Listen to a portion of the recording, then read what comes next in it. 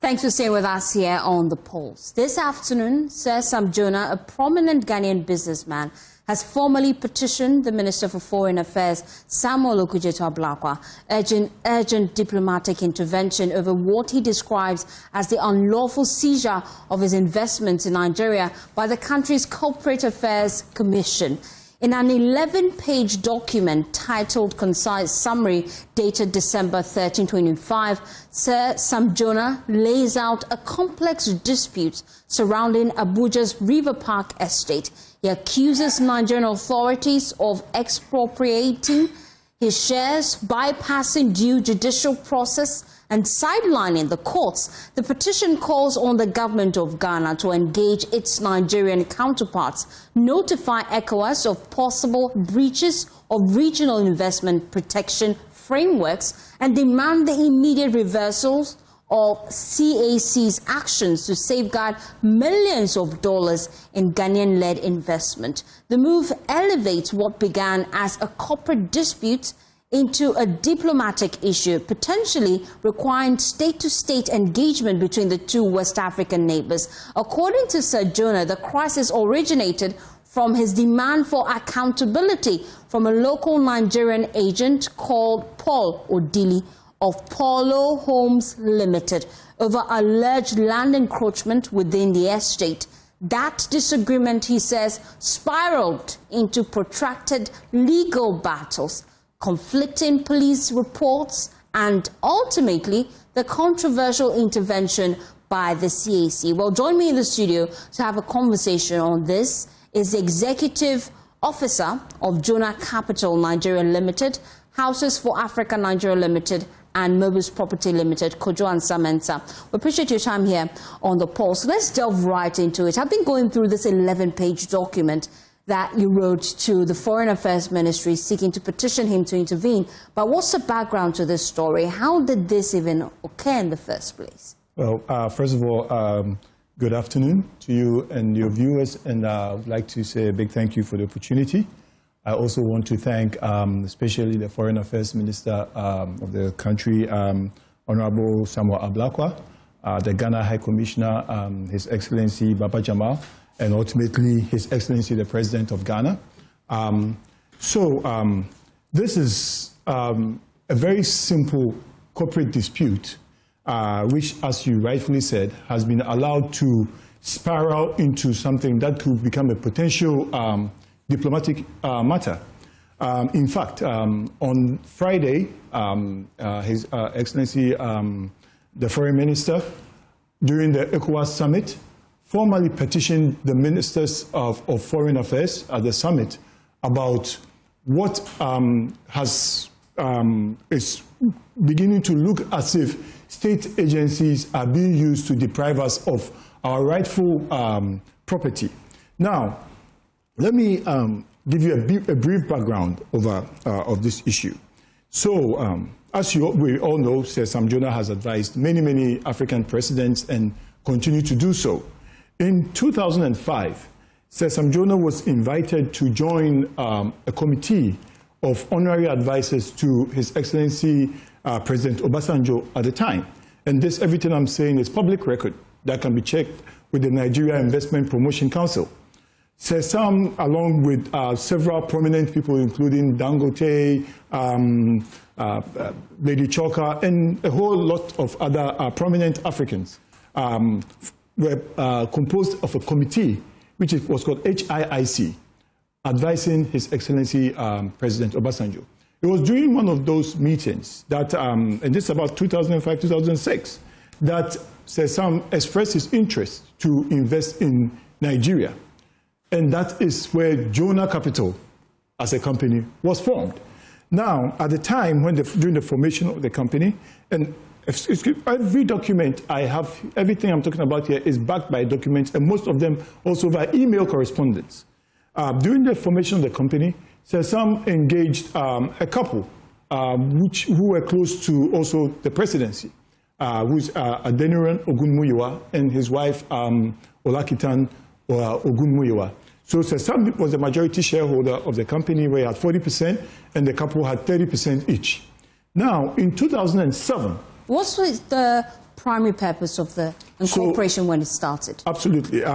So the company Jonah Capital was now granted a development lease agreement, which I have a copy here, giving it 501 hectares of land, which is now the River Park Estate. Now, in 2007, at the time, Sam was president of Anglo Gold and based in South Africa. He was approached by a company called Houses for Africa Holdings, which has interests across other African countries. So they approached Sam to become an investor. So during Sam joining that company, he invested money in that company, which is also the records are there, and became the chairman of that company and 18% shareholder of Houses for African Holdings. Now, in 2007... Just before we move into 2007, at what point did the two Nigerians, the couple in question, who were members and shareholders of Sam Jonah Capital, at what point did they relinquish their shares? And I'm coming there. Okay. So when Houses for Africa Holdings was entered Nigeria, they now formed Houses for Africa Nigeria Limited. Houses for Africa Nigeria Limited now took over Jonah Capital. And by so doing, all the shareholders, including Sam Jonah, all relinquished their shares. This is something that is very muted. It makes it seem that if Sam was the only party that relinquished his shares. In fact, I have CAC certified true copies of the relinquishment of those shares here, where all the other parties, including Sam, relinquished their shares. Now, so Houses for Africa Nigeria Limited, which was formed, was now 80% owned by the US or South African-based company, and then the couple were given 20% of that company. This is also registered by the CAC. Now, in 2000, so essentially you would say Sam had exited the company and was the board chairman of the global company. In 2009, 2010, thereabout, the company, which was financed by a major Dutch company called FMO Bank. And this is verifiable information. You can contact FMO, they will give you the records. FMO Bank now decided that they were no longer interested in doing real estate on the African continent. So at this point in time, Houses for Africa Nigeria Limited, Houses for Africa Holdings was bankrupt. Now, at the time, that was when I came into the picture. I moved to Ghana in September 2010. So I was actually in the office with Sam when the managing director of the company at the time, called John Townley Johnson, and Adeniran Ogunmuyiwa, the other party, and the project manager called Andre Wasserman, came to meet Sam that with the withdrawal of FMO, there is no major financier to fund the company, and the company was essentially being liquidated. That is the point that Sam decided to send me to Nigeria in 2011 to go and do a feasibility on the project. I came back to Sam and advised him that, look, it's a good opportunity. Let us go to Nigeria and invest in the company. Now, as I mentioned, Ogunmuyiwa, the couple, had 20% in Houses for Africa Nigeria Limited. In fact, everything that I'm talking about here, I have documentary evidence, all by email, by the way, incontrovertible documents by email. Now, I negotiated for the acquisition of the company. Personally, I went to Holland to go and meet the bank. I have correspondence with myself and the bank, and it was because at that time the company was just full of liabilities. There was nothing. There was nothing. So we agreed and signed a completion agreement, which I have here, in 2012. And in that completion agreement, Sam was to pay $1 million to acquire the company, its liabilities and everything. It was essentially supposed to be a nominal acquisition because there was nothing. We immediately paid $500,000 as per the completion agreement. Now, Olakitan and her husband, Ogunmuyiwa, for their 20%, were given 20% of the land, which came to 140 hectares, and signed as an agreement, which I also have here. They signed an agreement? They signed an agreement. In fact, they constructed the agreement and sent it to me by email. So everything I'm talking about here is backed by emails. In fact, God knows what would have happened if we didn't have email technology then. They sent these documents by email, and in fact, at some point in time, in the shortest possible time, we're going to publish all these documents for the whole world to see. This couple then signed a power of attorney 440 hectares, which was granted to them. Out of the 501 Out of the 501 hectares, which at that point in time, because of certain encroachments and easements, had been reduced to, I think, 470-something hectares. I have all those documents here. At what point did Paul Odili come in the picture? Because I can see in this document you wrote to the Foreign Affairs Minister that indeed you contacted him to help with some documentation. Yes, absolutely, and I have it here. So now, when Ogunmuyiwa and the Ogunmuyiwas now got the 140 hectares, they relinquished their shares. The shareholding relinquishment and everything is here in the head of agreement, which was also registered at CAC, by the way. Now, when I joined the company or met the company was in an office called Polo Towers or something like that. So the landlord was Paul Odili. Now, Adrian was the person who introduced me to Paul Odili. In fact, when we took over the company, and Sam, with his initial investment into Nigeria, the creditors of the company included Paul Odili, who were settled from the UBA National Hospital, branch hospital, by myself, including all other creditors of the company. So it was, and I have all those records by email, Swift advice, bank documents. I have them all. Now, Adrian then approached me, because at that time we were cordial, and said, look, I have entered into a partnership with Paul to develop my land. He helped me get approvals. And I think that because you guys are foreigners, why don't you approach him so he can assist you into getting approvals? That is when we signed a joint venture. When you say approvals, what kind of approvals? That's what you would call land, building approvals. Okay. Yeah, in Nigeria, the version is called as development control approvals. Now, that is when. Is it the case that you could not do that independently? Well, it's a very complex environment. It's a complex environment, and indeed, look, I had just entered the environment. I didn't know my way around. Let's be frank about that. And it's always good to have local people who know their way around to assist you. Now, when we engaged Paul Odili, he came to Ghana, came to meet us, met Sam Jonah, and we signed a joint venture agreement on 28th of January 2013. Paul Odili had only two functions, was to secure the land from encumbrance, which, as I mentioned to you, there were several encumbrances in the land, and also to help with approval, securing approvals. I can also see in the petition you wrote to the Foreign Affairs Minister that you contacted him for some 330 acres of land. That was the portion of the land that was residual after we had given the Ogunmuyiwas 140 hectares. I see. And but he didn't do that job. He only procured approval for some 220 acres and when of he land. did the 220 hectares, we gave him 30% as per the agreement, which was 66 hectares. I have bank records of all the funds we have given Paul Odili over the years for approvals for some infrastructure works and all that, which we have also submitted all that to the authorities, which is in excess of $4 million. How is Paul Odili now claiming ownership of River Park Exactly. Estate? So after, everybody had received what they had received, Paul had done his work and all that. Just about over a year ago, we noticed that portions of our land was being encroached. So we wrote him. In fact, I think we gave a copy of the letter to you. Where Sam wrote him, said, account to me, based on the joint ventureship agreement that we signed, that what is going on. In fact, the very first day Paul Odili got that letter, there was a street in the estate called Sam Jonah Way. He went and removed the street and put Victory Way. You can go and ask anybody in River Park Estate, they will tell you that.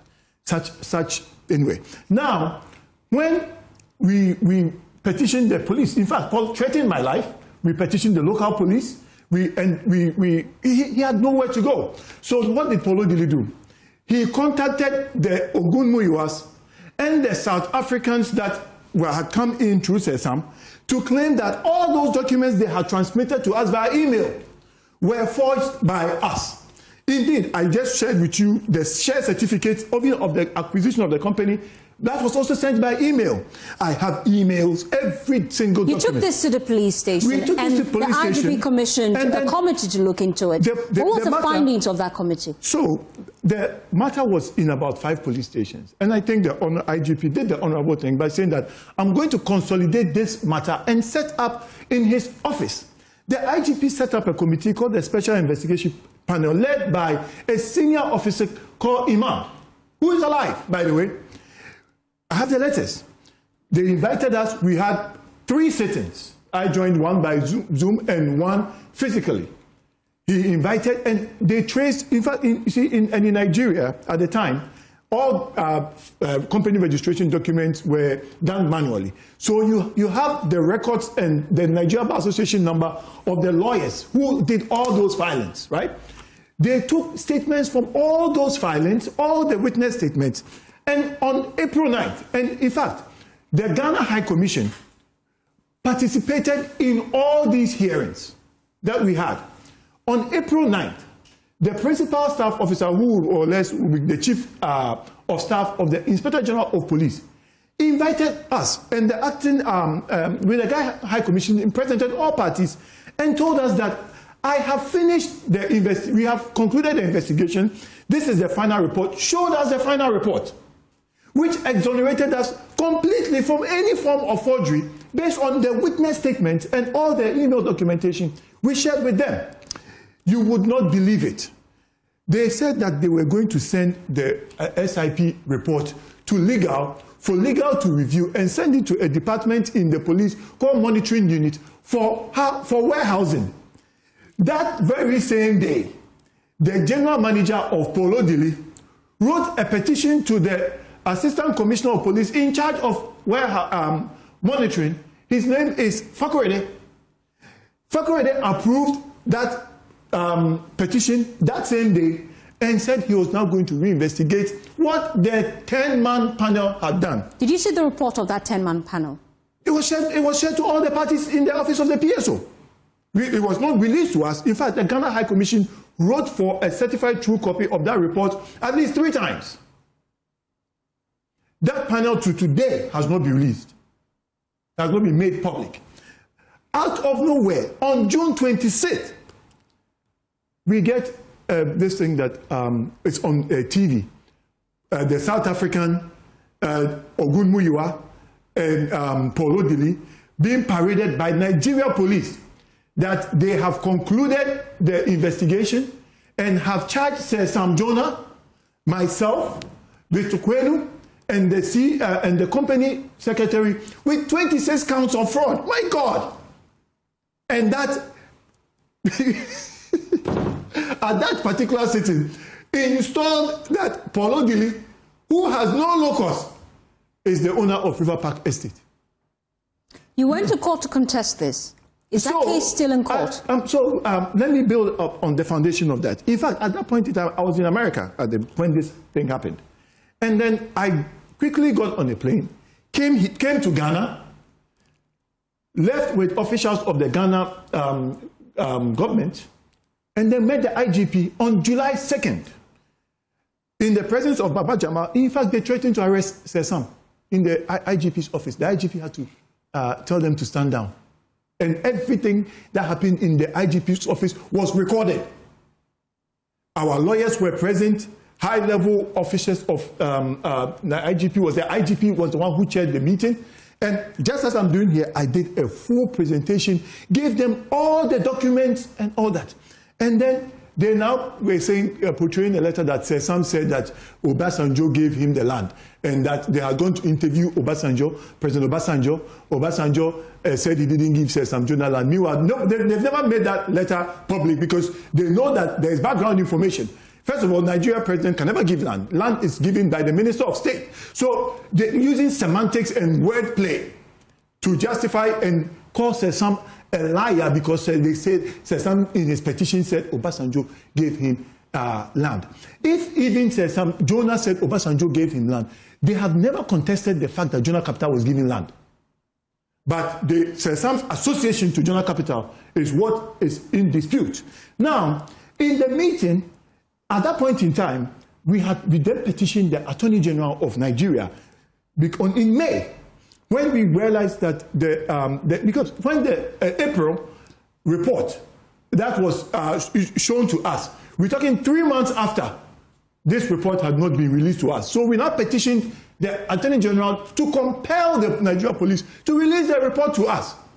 So the Attorney General wrote to us and said that Attorney General had taken over the case to review all the investigation done by the police, because don't forget, they have charged us in court on 26 counts of fraud.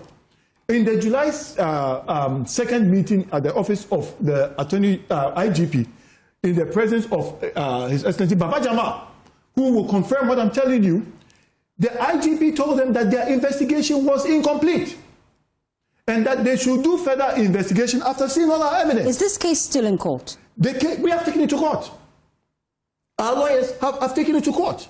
Now, when the certain aspects of the case, the civil matter is in court, but the fraud aspect that they charged us with, the Attorney General entered appearance and took over the case.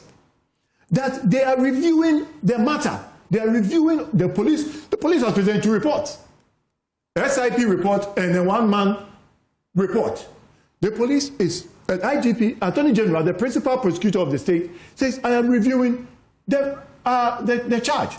Now, we are still waiting for this review to be done. Since May, we are still here. Out of nowhere, certain shenanigans going on here and there, the Ogunmuyiwa and his wife sues CAC. They sued CAC that CAC had registered, taking their shares of the company. I mean, we entered appearance. In fact, CAC had no intention of making appearance in that court. So when our lawyers saw this, we entered appearance in court. We had heard things on the ground that there were certain machinations going on in the office of the CAC, chaired by Magaji, who is supposed to be a lawyer, by the way. Now, the Attorney General of the Federation wrote CAC on the 25th of September that they are reviewing the case, so they should place a caveat on all the company records. When we got wind that the CAC was doing their machinations, we went to court to find out about the matter that we had entered to join. And we realized that the matter had been discontinued. Then we knew that something was going on. So how was it discovered that the validity of the development lease agreement had expired? So I'll come to that. I'll come to that, right.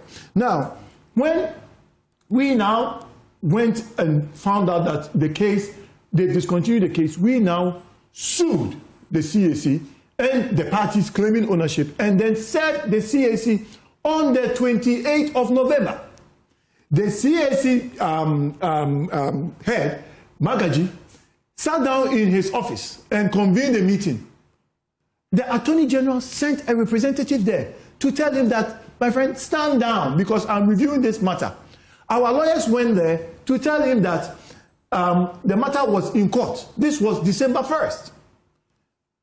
8th of December, we went to check CAC records, the portal, find out that what they cannot do in court, what they cannot do legally, they have decided to do it through the back door. The CAC wipes all these records I've talked about, takes away Sam Jonah's shares, installs the Ogunmuyiwas as shareholders of the company, removes the directors of all the company. Look. But I'm quite interested in the lease agreement because that's where the technicality is at. The technicality is not in the lease agreement. The lease agreement, technically, is a civil issue. I'm talking about Sam being charged with a criminal case in Nigeria for documents that have been sent to him by email by parties who have entered into binding agreements. And the CAC boss committing fraud with his office by expropriating shares on the simple fact that Sam Jonah is a Ghanaian. Look, when the Minister of State of Nigeria, and this is where the matter even gets more trickier, when the Minister of FCT, His Excellency Wike, who is the person who allocates land, he's in charge of land. In Nigeria, Abuja is not governed by a governor, but by a minister, right? Because the FCT capital. He set up a committee of, I think, about 12 or 13 people, chaired by his head of legal, who is the general counsel, and all the heads of agencies. The ministers asked us all to submit our documents. We submitted, all the parties submitted their documents. Somewhere in August, the minister on national TV, and I'll send you the link so you can show it to the world, came out that the only person that they recognize as owner of that River Park estate is Jonah Capital, owned by a Ghanaian called Sam Jonah. It is on national TV, on public record. The minister then went on to state that the lease agreement has expired. It's very technical, and I don't want to derail from there. Yeah. But we are not in contention with the minister. Now, you agree that the lease agreement we have our views on the, and we have written to the office of the minister. But so that's why I'm quite interested in your views, because you're contesting that the fact that the lease agreement has expired, and so we wanted clarity as to what you have that backs that claim. Okay, so if you let me stick to this main point so you can get the main issue, because I don't want you to miss where the crime started. Now, when the minister came up with a committee report and said that, look, the Ghanaians are the ones that own the company. They own the estate. But the development lease agreement has expired. Look, the development lease agreement gives so many remedies for termination.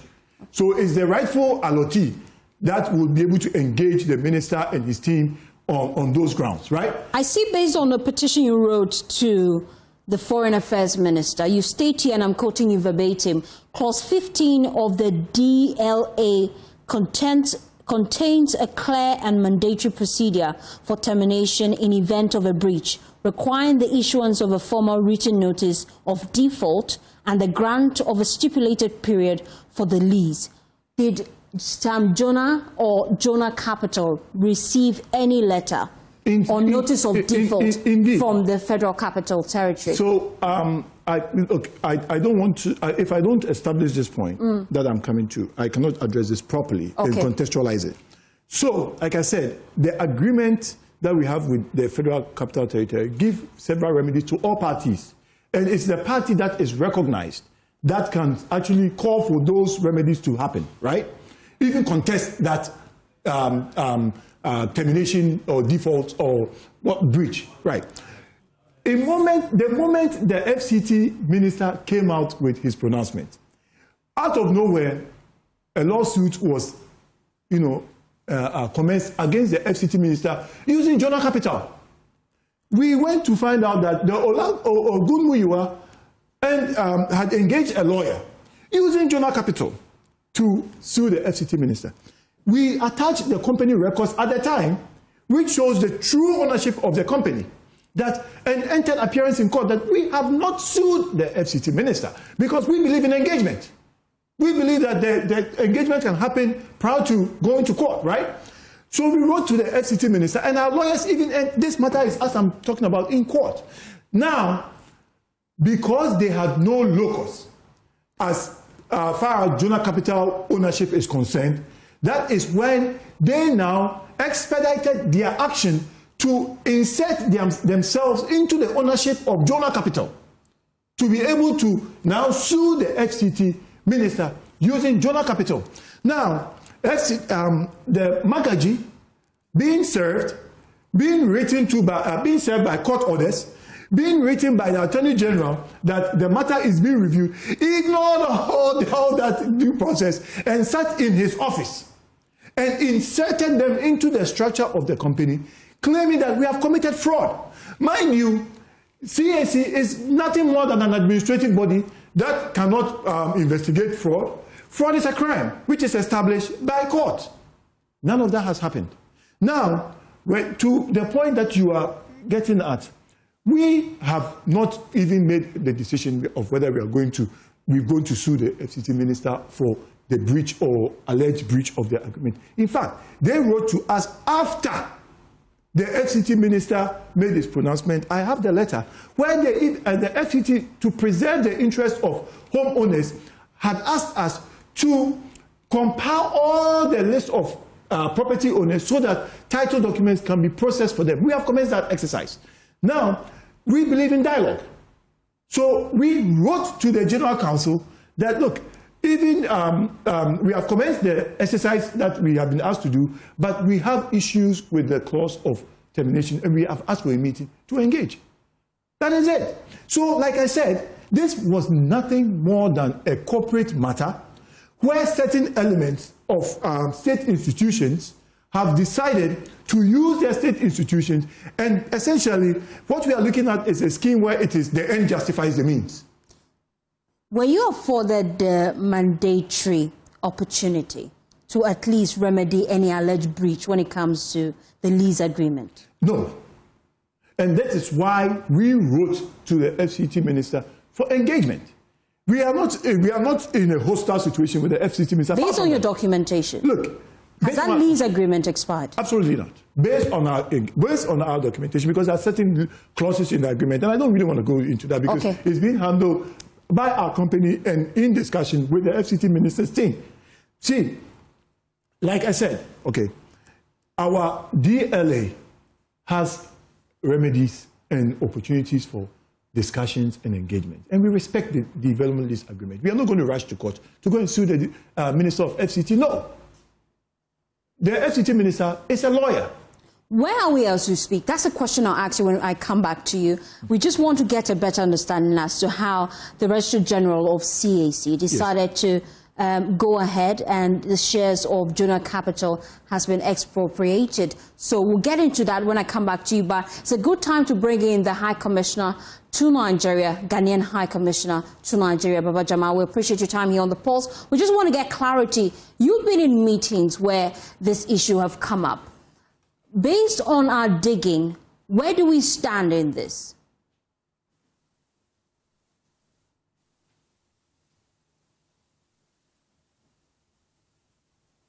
Mr. Jamal?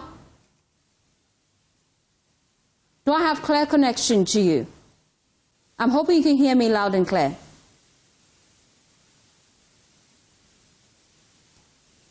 Oh dear, we seem to be having technical challenges connecting to Baba Jamal. He is Ghana's High Commissioner to Nigeria, and he'll be joining the conversation soon as we just delve into what exactly we're doing as a country. And because as the Commissioner, he has sat in meetings where some of these issues have come up. And so we just wanted to get Ghana's posture now that we've heard from the Registrar General of CAC in Nigeria tell us that indeed the shares of Jonah Capital has been expropriated. And so we just delve into that whilst we reconnect our lines. At what point did this happen? Did the CAC write to Jonah Capital that your shares has been expropriated? In fact, it came to us as a surprise. The CAC never wrote to us. In fact, they wrote to a letter to the Attorney General peddling lies that we did not turn up for the meeting. And the CAC commissioner is fond of posting videos of everything he does. And so we have the video, which he himself posted on his CAC Instagram, of our lawyers being present. And also the representative of the Attorney General being present for the meeting. Look, I want to read a certain document to you if you bear with me. Briefly. Of this document that they claim is forged. There's an email from John Townley Johnson sent to me on 26th of June 2012, and I read portions of it. The share certificates have been prepared. Transfer forms signed by me and are sitting with the lawyers in Abuja. I showed you the share certificate was sent to me by email. Here. The share certificate, which is the bedrock of the company, was sent to me by email on July 4th by the accountant of Adrian Ogunmuyiwa, whose name is Kehinde Yinka, and with Adrian Ogunmuyiwa copied. This is the share certificate they sent to us. So, emailing us this document, and these are some of the documents we shared with the Nigeria police. Here, they shared these documents along with copious number of documents which established our ownership of the estate. Look, I even have the FedEx number of the email they sent in 2012 of the documents. Stay with me, Kojo. Let me bring in Baba Jamal. I'm told I have clear connection to him. He's Ghana's High Commissioner to Nigeria. We appreciate your time here on the Pulse. We just want to get your detailed briefing as to what exactly transpired between Jonah Capital and the Federal Capital Territory. Give us a background to this, from where you sit, and how did we get here? Okay, so let me first say good afternoon to your listeners and Ghanaians in general. Let me first establish that this rumpus or this problem started before I assumed office in Nigeria as the High Commissioner.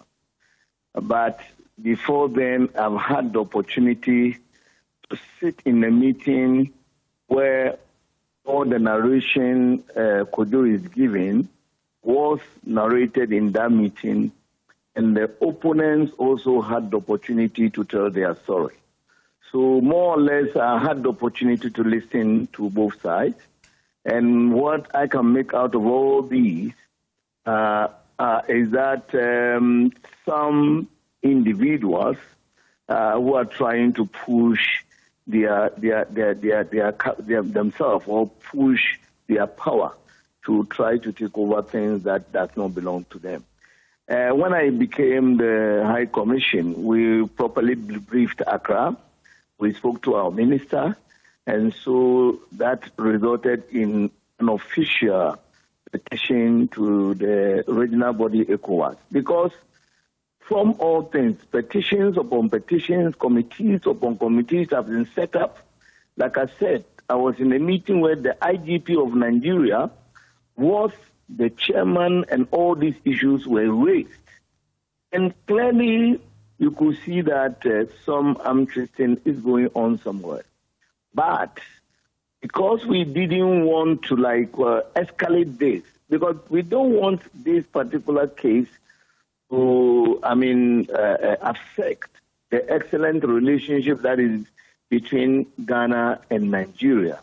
Ghana and Nigeria in the West African sub-regions are seen to be the closest countries, and for that matter, we continue to share common commitment towards cross-border trade. So we really wanted to see how best this thing could be resolved without much problem. Because this is a simple, I think, business problem, crisis that has arisen, which could have been resolved. But for some intransigent positions that some people have held. And like I said, in that meeting, all parties were given the opportunity to speak. We had all those who were lawyers, everybody was there to speak. So as at now, the ministry, through the Minister of Foreign Affairs, Honorable Ablakwa, has officially reported to the ECOWAS body. As I talk to you now, today I have signed a letter that is supposed to send the official documentations and the details, because ECOWAS in the meeting requested that we should come with the details of it. And I have just received the documents, and I'm signing a letter today, possibly getting to ECOWAS maybe tomorrow, giving all the details and the documents that Kojo is showing you, hoping that we'll be able to resolve this matter without it, escalating further.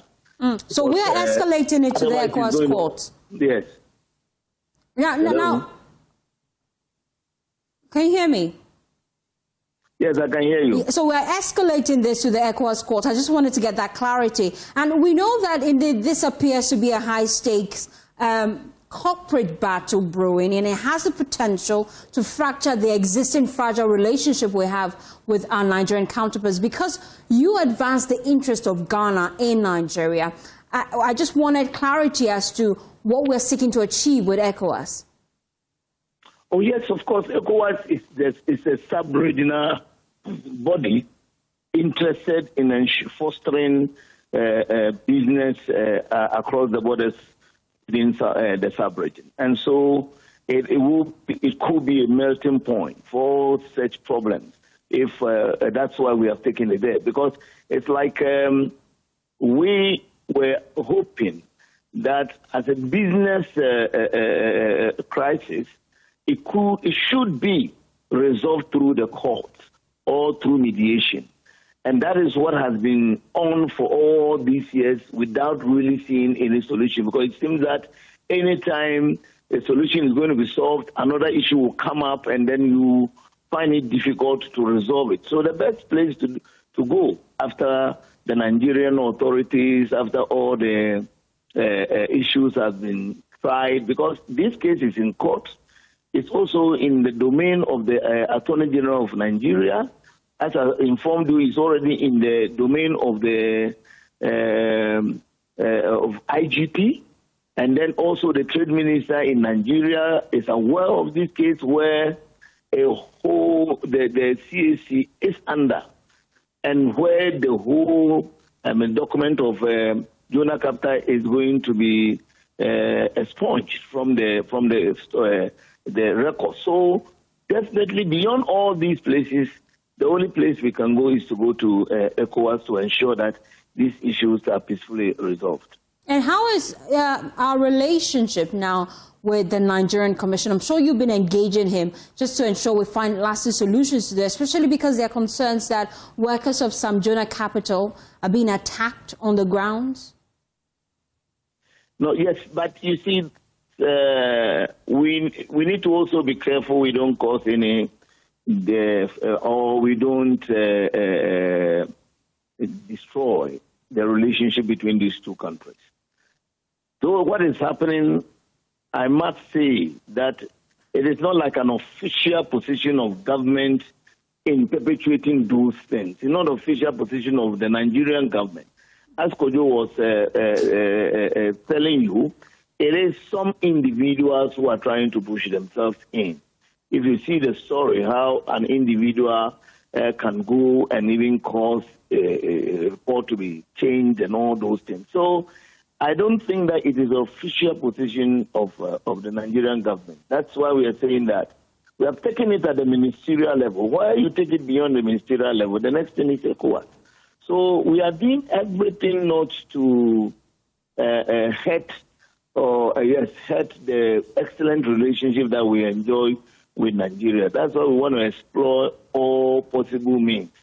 As we talk now, we are trying to even write to the minister to ensure that the attempt to expunge those records from the records of the company should be halted, because this cannot be done. Even in Ghana, we all know that you cannot expunge a whole company's records without going through the court system. And I think that is the law here.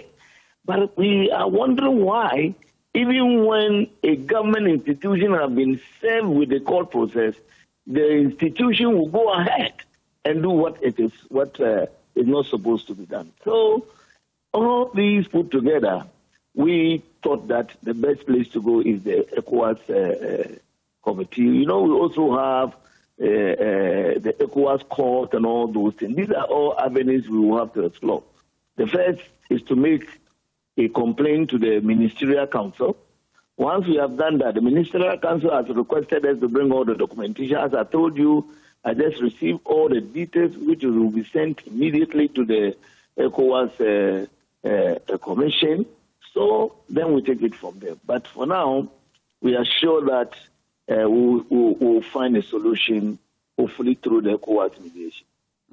Thank you so much, Baba Jamal, for your time here on The Pulse. Is Ghana's High Commissioner to Nigeria, just letting us know that we're escalating this to the ECOWAS committee just to get finality to this. And as we wrap up the conversation in the studio, we just wanted to find out from you, you have raised concerns about your security on the ground. We see that the Ghanaian government is aiding you with this, already escalating this to the ECOWAS courts. Let's wrap up with how you plan to ensure moving forward you deal with this. Well, like His Excellency Baba Jamal said, our posture has been to go through the legal regime to establish what is our truth. Like I kept saying in Nigeria, we know we have not committed any crime, so we are not asking anybody for favors. We are not asking anybody to do anything untoward for us. We have gone to court. We are asking that due process be respected in a situation where, like His Excellency said, where the Corporate Affairs Commission boss, Magaji, SAN, will sit in his boardroom with his cronies and then distort and expunge company records. We have reported him to the Minister of Trade. We have written formally. We have written formally to the Nigeria Investment Promotion Council. We have written formally to the Attorney General. We have written formally to the ICPC. We have written formally to the Minister of FCT about the conduct of, look, today I'm supposed to be paying salaries for my workers. We send bank instructions. Our bank writes us that because the other party procured that CAC, that fraudulent document, they have used it to go to our bank to try and alter our bank documents. So the bank has put do not pay on our account. I'll show you the message from the bank. So these are actions which are not only hurting us, it's hurting our employees who are also Nigerians. See, but in closing remarks, okay? Now, this CAC of a company that I have been CEO of since 2012, Nigeria CAC has expunged dormant companies at least 2 or 3 times, to my knowledge. Our companies have not been expunged. The question is, who has been keeping the company alive? Who has been doing annual filings for the company? Who has been paying corporate taxes for the company? Who has been paying pension payments for the company? Who has been doing VAT? These people who claim that they are owners of this company. In fact, I have bank records which show funds that we have paid to them from these same bank accounts and the payments we have received from them. They never came to claim ownership of the company until they decided to encroach on our property, and we raised our alarm. And also when the FCT minister came to declare that the company belongs to Jonah Capital, and the only party that they are going to engage is a party of Jonah Capital owned by Sam Jonah. So what we are asking is for due process. If a matter is in court and the court says that we have committed fraud, and it is established in court, and based on that, our company is taken from us, we have remedies for that. But on a case that is in court, the Attorney General has written to you that I am reviewing, because the case has to be be prosecuted by the Attorney General. The person who's supposed to prosecute the case is saying that I am even reviewing the report or the investigation that has been submitted. From nowhere, one man sits in his office and commits a grievous crime, because what has happened is a fraud against our company, a fraud against the company of Sam Jonah, where essentially one man, Magaji, has sat in his office and altered and taking shares away from a company. And please, when we say shares have been removed, shares mean something. Company worth in excess of over $50 million having its shares being expropriated is a grievous crime. It's akin to theft of $50 million by Magaji, who is supposed to be a lawyer and who is supposed to know better. You want the AG to expedite the review of the police records? Absolutely. You've written to him? We've written several letters to the AG. What timeline did you give him in that letter you wrote? The petition that was written to the AG was adopted in May. Look, we believe that the arc of the moral universe is long, but bends towards justice. However, justice delayed is justice denied. And it is this hiatus, this vacuum, that dependency of the release of the official report of the AG is what is giving room to people like Magaji to behave like corporate thugs. And just to clarify, this is the Nigerian Attorney General, right? Yes. Yes. And so we're working our lines now. We want to get the side of the Nigerian counterparts just to get their thoughts on this and their side of the story. We're working the lines to connect to the Nigerian High Commissioner. Once we do, we would have that conversation just to get their side of the story. But I'm told we're working the lines to get them. And whilst we wait for that, it's a good time to just find out the number of employees right now that we speak. How many of them have not been paid? In fact, how many of them are even Nigerians? About 98% of our company is all Nigerians. I mean, I'm glad that you are calling the Nigeria High Commission, because we petitioned him at the time that the Attorney General, the IGP, was seized with the matter. We petitioned him. So he is also supposed to be abreast of the matter. Now, we as a construction company, both casual and permanent employees, we have over 200 employees. And our allied sub-companies in hospitality and others. So we are doing legal business. You see, you hear them parrot things like, oh, they rush to court. The only confidence that a foreign investor has in going into a foreign environment to do business is that the law will be upheld in court. Look, we have been through, at last count, the number of cases that we are dealing with this is in excess of over 20. They will go and sue here, they will go and sue here, they will go and get, and look, fraud, which has been their bedrock of this thing that we have stolen company shares, has never been established. Has never been established to date, and nobody wants to look at the records. It's, like I said, the end justifies the means. So Fakorode sits in his office and makes pronouncement and throws away all the evidence. Every document. The first time I met Fakorode, I confronted him with the emails. Do you know what he told me? How do I know that those people are the ones that sent me those emails? That is what an assistant commissioner of police told me in his office. No regard for an attempt to even do the right thing.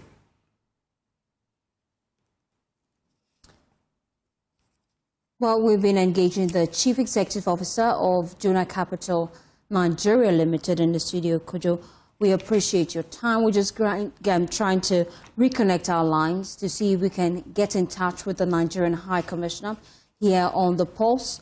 We are trying to establish their side of the story. We've heard from the Ghanaian High Commissioner to Nigeria tell us that this is something that they have petitioned the ECOWAS committee to look into. We know that the case is in court. We want to get the side of our Nigerian counterparts. And so whilst we try to get in touch with the Nigerian High Commissioner, we'll be back to have that conversation. But we appreciate your time here on the Pulse, Kojo and Mensa. But stay with me, because after this quick turn, we'll be back with more. Stay with us. Thanks for staying with us here on the Pulse. We are engaging Kojo and Mensa. He's CEO for Sam Jonah Capital Nigeria Limited, Houses for Africa Nigeria Limited, and Mobus Property Limited. He joins us in the studio because of this concerns about the operations of Sam Jonah Capital in Nigeria. We have been trying to connect our lines to the Nigerian High Commissioner just to get the side of the Nigerian counterparts. And once we have him, we would have that conversation. We've heard from the Ghanaian High Commissioner to Nigeria tell us that they're escalating this to the ECOWAS committee, the concerns that have been raised. We know that the case is still in court. This protracted dispute is being contested in court. But I'll let Kojo do the talking. We've just been going through the 11-page document that they have written, a petition to the Foreign Affairs Minister seeking his intervention in this dispute ongoing in Nigeria about some parcels of land that Sam Jonah Capital acquired. And there are really a lot of concerns about how this deal has panned out. We've been delving into that, the different strands of it. If you just tuned in, we've delved into that. And we know that the case is currently in court. Kojo, as we wrap up the conversation, you've also petitioned the Trades Minister in Nigeria. What are you seeking with that petition? Look, firstly, like His Excellency said, Ghana and Nigeria have an excellent relationship. In fact, personally, I have many great friends who are Nigerians. So I don't want to be the person to paint all Nigerians with a broad brush, because this is very few people who are hiding behind government agencies to commit heinous crimes against us. Look, if you listen to what we have said, we have petitioned, like His Excellency said, we have petitioned this person, we have petitioned this office. So every attempt that we have made is to go to the right agencies to seek redress. The first and only time we have been to the Minister of Trade is based on when the action of Magaji, the head of CAC, who has stolen our company shares. The Minister of Trade is the supervising minister of CAC. And this must be of grave concern to her, because if foreigners are going to come to invest in the country, and the CAC boss can sit in his company, in his office, and play Russian roulette with company shares and deal in hanky-panky business with his cronies, indeed, the Minister of Trade must be worried. The Minister of Trade must be concerned, because today it's against foreigners. Today it might be against people of different tribes. Tomorrow it might be against people of different families. And if such reckless action is allowed to stand, then law and order has broken down as far as corporate organization is concerned in Nigeria. So we have petitioned the Minister of Trade. In fact, before the gentleman who stole our company shares organized his meeting, we wrote to the Minister of Trade to raise an alert. After our company shares has been stolen by this gentleman, we have written to her. We have petitioned the matter. You see, there is no way we are going to sit down on our hands for such a grand theft to be orchestrated against us. We are going to use all legal means, both within Nigeria and outside of Nigeria, to seek redress. Because this action must be exposed, because it's a crime. What the CAC director or Magaji is accusing us of doing is exactly what he has done to us. He has committed fraud with his office by ignoring due process and taking shares of a company worth in excess of $50 million and putting it in the pocket of his cronies. So, the Minister of Trade in Nigeria has been petitioned. Look, I have company records that he has expunged. I have certified true copies here. Directors that were on the company, it's not just the two Nigerians. There were South Africans, there were other parties who were within the company since 2007. I will give anybody the contact of these individuals and also call them to find out that their own resignation, was it also fraudulently done? The shareholders of the company, the American company, in fact, I have mentioned FMO Bank, right? FMO Bank is one of the big banks in Holland. You can reach out to them to find out their background knowledge about this company and the involvement of Sam Jonah. If they will claim to you that we have no knowledge of Sam Jonah. Everything that has been done against us is a grievous crime. And it is being done in the spirit of the end justifies the means. Let's just take it. And then let them find a way to defend themselves. They are foreigners, so they are helpless. They cannot defend themselves. And that is why we want to give a special thanks to the Ghana High Commission for coming to our defense. You heard the Minister, His Excellency, say that at least he has background information by virtue of sitting in the meeting, which was chaired by the IGP. If we have committed a crime, the IGP would have known in the meeting. He would have charged us in the meeting, in that same meeting. The IGP said he was going to do further investigation. I don't know when that further investigation is going to start or is going to end. We have not received an official letter from the Nigeria police about even the conclusion of that investigation. And yet, a 26-count charge has been charged against Sam. Look, as you all know, Sam is a global figure who has chaired many multinational companies and still continue to do so. Do you know what this has done to the reputation of the man? We have had many companies, international companies, who have picked up this information. And I want to say this to all those companies that have association with Sam, is that he's completely innocent. It is people who are rather hiding behind corporate entities who are trying to take away what rightfully belongs to him and perpetrating fraud against him and using certain elements in the Nigerian society to tarnish his image with unproven charges. Okay.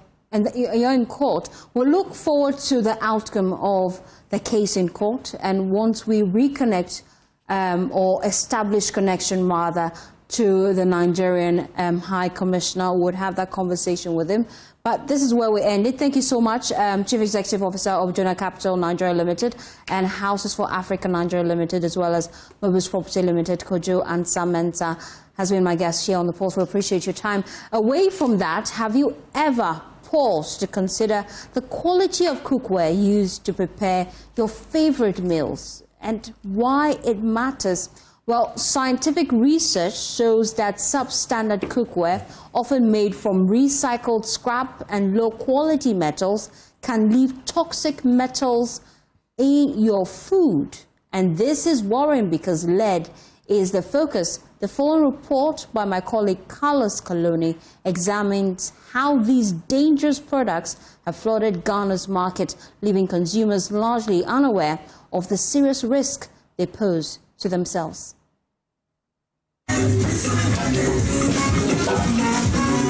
The quality of food you eat determines the quality of your health. That's why it's often said that what you eat can kill you. But in today's fast-paced urban lifestyle, millions rely on meals prepared outside the home. From local chobbers to high-end restaurants, a wide range of cookware is used. One of the most common cookware in every home is this one, dadesen, usually made from recycled aluminium. Sharif Umar, a managing partner of one of the biggest aluminium recycling businesses in the Greater Accra region, explains how he sources his raw materials. So we get the raw materials from people who go around the country picking up metals, aluminium, iron, zinc, and so on.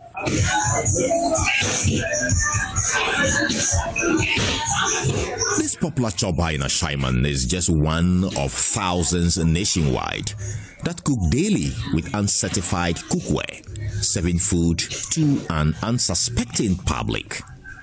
Maybe I may call that they send me silver, maybe to Ashama market. Maybe I'll be more dinner. The one I'm told, and I'm going to start because I know I am a minimum use. Yet research shows these uncertified recycled or low-quality cookware leach toxic heavy metals, including lead, into food. I don't know any idea for that they say they use to cook the food. I don't know any idea of it. So if FDA they have a different way to do them, way they don't go use it at the same, then they should early do them so that we will not get effect. As for that they said, yeah, that is all we know. And since from birth, that's where we have been eating from. So if it has anything to do with it, me personally, I don't know. But the thing is, whether you eat good or you don't eat good, as for the diet, you die. So if you consider these things too much, you might not even eat. It is clear that both the cooks and consumers know very little about the dangers of substandard cookware. So what exactly makes cookware unsafe? Berima Osebunsu, Executive Director of Rose Aluminium Company Limited and a veteran manufacturer, breaks it down. When you have cookware that has lower levels of aluminium, it lacks a certain shine or certain sheen. It starts to dull on its own. aluminium utensils must never leak. They must never leak. It's something I can say on authority, So if your utensils are developing, leakages and whatnot, then it speaks to the quality of material used to make the, utensils. If you're going to purchase the utensil and it's lacking a certain shine, then it speaks to the quality of the material used in making the utensils. Berima says such substandard products which have flooded Ghana's market not only endanger public health, but also undercut manufacturers who follow proper standards. As long as you eat at some point, whether you are eating at Kempinski or buying wache from Hajia, the quality of utensil that is used to make the food, you have no idea. And that is where the problem is. So I think that the authority has to step up. The Ghana Standards Authority exists to ensure manufacturers uphold required standards. The Food and Drugs Authority ensures food and drugs producers comply with safety rules, whereas the Environmental Protection Authority licenses manufacturers to operate responsibly. But what standards actually govern cookware manufacturing or import in Ghana? How many Ghanaians are suffering from health problems linked to continued reliance on uncertified, substandard cookware? And how long will regulators look on as poor standards endanger lives and drain national revenue? Carlos Kaloni, Joy News, Accra. The report you just watched is the reason why we are hosting the national dialogue this evening here on the Joy News channel, and we are assessing the severity of the country's lack of adherence to standards, and we're exploring solutions to the challenges happening here on the Joy News channel, 6 p.m. today. And my colleague Carlos Kaloni, the international award-winning Carlos Kaloni, would be hosting that dialogue for us, and he joins me in the studio. Carlos, what should we look forward to? So we are looking at discussing the gravity of the situation. We are not just going to have the dialogue to tell the story. Regulatory institutions like the Food and Drugs Authority, the Ghana Standards Authority, and even manufacturers themselves will be part of this particular conversation. And we'll be finding out what have they been doing, because the favorite meal you've been enjoying, maybe fufu or banku, you don't know the cookware it's coming from, and you don't know how that is actually impacting your health. Talk about the paint on the walls of maybe even this office or your home. Do you know if it contains lead? And so when you touch the wall and bring it to your nose, you are taking in lead or not. These are the things we want to discuss. And I just painted my room last week. I'm very worried about this, so I'm looking forward to the dialogue just to get education on how to, get the right paint for my home moving forward. But then let's look at the panel we're expecting today. Walk us through some of the key individuals that we're passing through the dialogue. So we are expecting the Chief Executive Officer of the Environmental Protection Authority, Professor Nanama Brown-Kluche, as well as a cookware manufacturer, Berima Osei Bonsu. He's been in that business for about 30 years. He will also be here. We are also expecting somebody from the Ministry of Trade and Industry. They will also come to the studio here, as well as Kofi Kapito. If you know him, Kofi Kapito is a Consumer Protection Authority CEO. And we're also looking forward to have FDA in studio. And like I said, Ghana Standards Authority. All these will be on the show. And we'll also be speaking to other industry experts who will be sharing their experience with us when it comes to electrical products, paint, food, what have you. All of that. And we're looking forward to that. It's happening 6 p.m. here on the Joy News channel. And you can be a part of it. You can share your thoughts, your comments on all our social media handles. We're Joy News on TV. While away from that, Interior Minister Mohammed Muntaka Mubarak says the government recognizes the sacrifices of the Ghana Police Service and police officers and remain committed to retooling the service and providing dignified, affordable housing that reflects the weight of their duties. He explained that the belief that a well-equipped officer performs better has informed the introduction of a comprehensive police housing scheme to improve officers' living conditions. Speaking at the commissioning of a new regional police headquarters in Wa, Mr. Muntaka urged officers to manage their resources entrusted to them responsibly. Joy News' Upper West Regional Correspondent Rafiq Salam reports from Wa. Interior Minister Alhaji Mohammed Muntaka Mubarak official visit to the Upper West region was on threefold: to meet members of the Christian-Muslim Relations and Dialogue Committee, members of the Upper West Regional Security Council, and to commission the new Upper West Regional Police Headquarters. Before that, he made a surprise stop visit to the Grandview Hotel, where the Upper West Regional Coordinating Council was holding its second meeting. Alhaji Mohammed Muntaka Mubarak touted the relative peace enjoyed by the people in the Upper West region, urging them to embrace it. He disclosed that the Upper West region, per their indices, is the second most peaceful region in the country after Volta region and the most peaceful in the 5 northern regions. Interior Minister Alhaji Muntaka Mubarak also used the opportunity to speak about the gun amnesty initiative launched by his ministry. My brothers and sisters, believe me, every arm that you see with someone that is illicit is a potential threat to somebody's life. That is why we are opening it up so that, look, if you have it, you've not registered, come forward and let us know its presence. If it is you know you are not the type who should be holding that firearm, surrender it to us. And we are not going to be asking, where did you get it? How did you have it? Between now and 15th January, it's open. But beyond that, believe me, we are going to intensify stop and search. We are going to be doing random sweeps. Areas that we know there's likelihood of arms will go in and surround houses and do those kind of search. And when you are found, that time prosecutions will follow. He then rolled out and headed to the regional library, where he met with members of the Christian-Muslim Relations and Dialogue Committee and disclosed to them the challenges faced in dealing with persons involved in illegal mining, particularly Chinese. When we arrest them, they either don't have working permit, or even when they have working permit, our laws do not allow you to, as a foreigner, to be involved in small-scale mining. So we use this and we're removing many of them. And since we came, over what do you call it, this period of 11 months entering the 12 month, I have removed over 600 foreigners out of our country because of one offense or the other. And for me, people were saying, "They know why. We should have finished prosecuting them." For me to take them to court and not secure prosecution. And then they will get, and you know, one of the things the Chinese were doing was simply, you arrest him, he says that he doesn't understand any language. You do everything. He says he doesn't have any ID, no passport on him or her. He doesn't understand any language. So he gives you his name, Muntaka. So you record it in your system as Muntaka.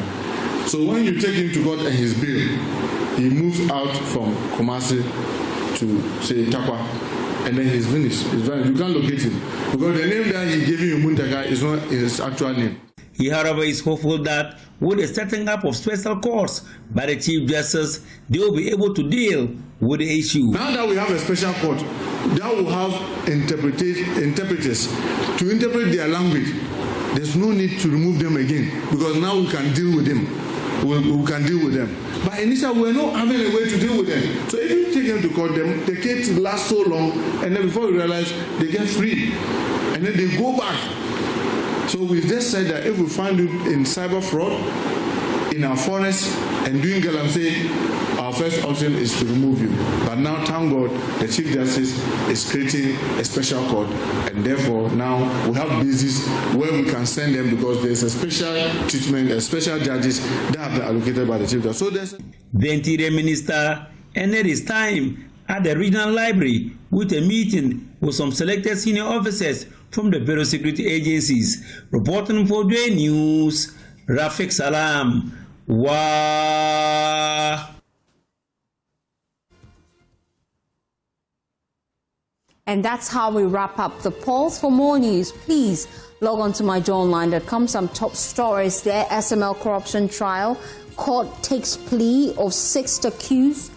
Grants 50 million Ghana cedis bill. You can go on myjoyonline.com to read that story. Some other stories that Ghana recovers some $15 million from international crypto fraud syndicate, and that is from the Attorney General. You can click on that for more, as well as a story from Martin Pebu saying Oforiatta has no intention of returning to Ghana to face charges. That and more on myjoyonline.com.